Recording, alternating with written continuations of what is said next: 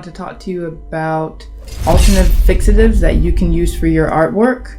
If you're an artist and you do maybe things like drawings, mixed media, painting, pastels, you probably already use a fixative, and it's probably already a spray fixative. They're usually pretty inexpensive and you can get them at the art store, craft hobby, Hobby Lobby, things like that.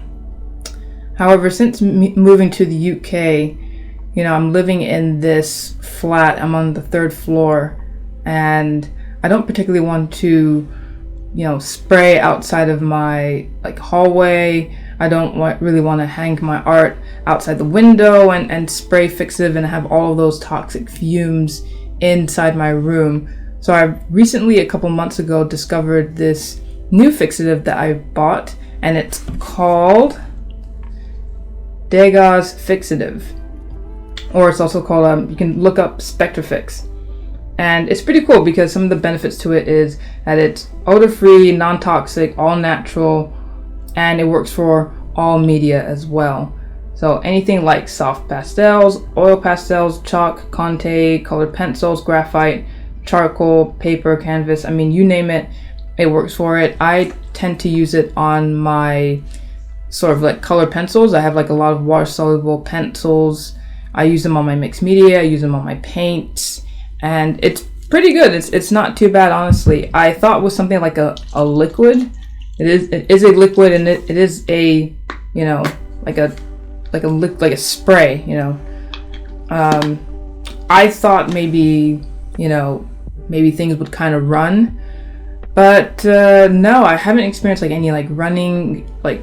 None of the pigments are running on the surface or anything like that. Probably if you sprayed it really close to the paper, possibly you would, but I usually spray from a distance, I kind of mist it on there, and I let it dry. And it does say in the description, spray it a few times. I think the first time do 2 to 3, spray very lightly, a light layer of Spectrafix over your work, allow 2 to 3 minutes to dry. Respray slightly heavier for 1 or 2 more layers. So it is something that you kind of have to spray a couple of layers and let it dry. But yeah, so far it works pretty well. I do still feel like maybe my colored pencils and pastels and crayons still move a tiny bit, but this is definitely a great alternative if you are working inside and you don't really have good access to go outside and spray. I definitely don't want to be running down 3 flights of stairs just to spray, and I don't want to have my art hanging outside the window to spray. So just wanted to recommend this product. It is a little pricey, which is the only thing I kind of don't like. Usually if you buy a spray fixative, it costs you about maybe, I know here in the UK, I see spray fixative for maybe as cheap as £6 or £7. Maybe you can get it in the higher range of £10 or £15 if it was a really expensive one. But this was £22 for a bottle. Now, to be fair, there's still a lot, and I do quite a lot of artwork, and I do spray this a lot. I'm probably down to here, and it's been a couple of months, and I've used it on several artworks. I don't use it as a finisher. It's not something that you finish with. This is more like a workative fixative. It's not a what were they saying? It's not like how do they describe it? It's not like a varnish or anything like that. So, but that is probably the only thing about this. It is pretty pricey. I did see another alternative, I forgot what it was called, but if you do an Amazon search on maybe spray fixatives or liquid fixatives, I did see another one called maybe C&D or CNF fixative. It was extremely cheap, and it seemed to have a lot of good reviews, but I only went with this one just because, one, I could immediately pick it up at the art store, and I did, and it works great. I'll probably check Amazon real quick to see if the prices have dropped on these. Maybe they have, but I do know that it is pricey. It's kind of up there compared to just a regular spray fixative.